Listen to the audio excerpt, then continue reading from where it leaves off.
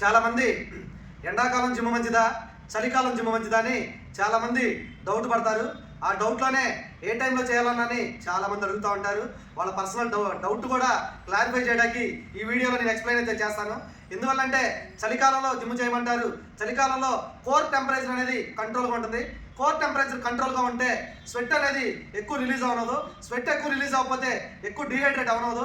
ఎక్కువ డీహైడ్రేట్ అవ్వకపోతే నీ బాడీలో ఉన్న మినరల్స్ స్టేబుల్గా ఉంటాయి, ఎక్కువ రిలీజ్ అవ్వవు. ఆ రిలీజ్ అవ్వకపోవడం వల్ల ఏంటంటే నీ ఎనర్జీ అనేది త్వరగా లాస్ అవ్వదు. ఆ త్వరగా లాస్ అవ్వకపోవడం వల్ల నువ్వు 3 రిపిటేషన్స్ చేసేవాడివి 5 రిపిటేషన్స్ 6 రిపిటేషన్స్ చేసుకోవడానికి ఛాన్స్ ఉంటుంది. మేబీ చలికాలంలో నా డిఫెక్ట్ ఏంటంటే బాగా చలిగా ఉందని బండికాడికి వెళ్ళి పకోడీలు కానీ బజ్జీలు కానీ ఇలాంటివి తినడం ఎక్కువ జరిగింది. అక్కడ డెఫిసిట్లో ఉండరు, దానివల్ల మళ్ళీ క్యాలరీ ఇంటేక్ ఎక్కువ వచ్చేస్తుంది. అదే ఎండాకాలంలో అయితే ఇలా తినరు. ఎండాకాలంలో త్వరగా డీహైడ్రేట్ అయిపోతారు. అదిగాక ఎక్కువ మినరల్స్ రిలీజ్ అయిపోతే మన ఎనర్జీ కూడా త్వరగా లాస్ అవుతూ ఉంటారు. ఎక్కువ రిపిటేషన్స్ చేయలేరు. అందువల్ల మోర్ దెన్ పాపులేషన్ స్టడీస్లో ఏం రీసెర్చ్ జరిగిందంటే చలికాలంలో ఎక్కువ జంక్ ఫుడ్ తీసుకుంటారని ఒక సర్వేలో రీసెంట్గా వచ్చింది.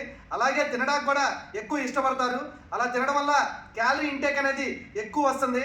అదే నువ్వు కొద్ది కంట్రోల్లో ఉండి చలికాలం ఎనీ ఫిజికల్ యాక్టివిటీ జిమ్ మీద 45 మినిట్స్ చేస్తే చాలా బెనిఫిట్స్ ఉంటాయి. ఏదన్నా సరే కన్సిస్టెన్సీగా చేస్తే మన బాడీకి చాలా డెవలప్మెంట్, చాలా బెనిఫిట్స్ అనేవి ఫ్యూచర్లో ఈ రోజుల్లో రాబోయే రోజుల్లో చాలా బెనిఫిట్స్ ఉంటాయి తమ్ముడు. Thank you. Naresh fitness trainer, Vijayawada.